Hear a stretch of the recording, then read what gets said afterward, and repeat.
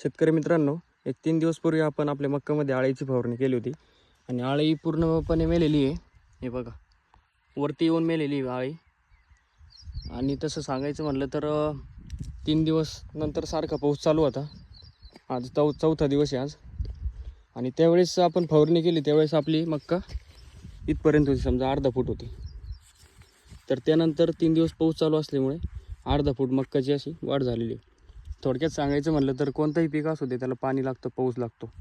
मित्रांनो, मक्का पिवळी पडण्यास सुरू झालेली आहे आणि याचा अर्थ असा होतो की आपल्या मक्काला झिंक सल्फेटची कमतरता भासून येते.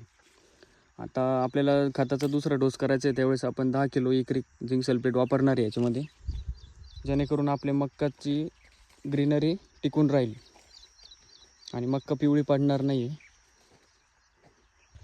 आणि आपल्या पेजवर अद्रक पिकाची संपूर्ण लागवडीपासून माहिती सिरीजद्वारे टाकलेली आहे आणि त्यासाठी फॉलो नक्की करून घ्या आमच्या शेती पेजला.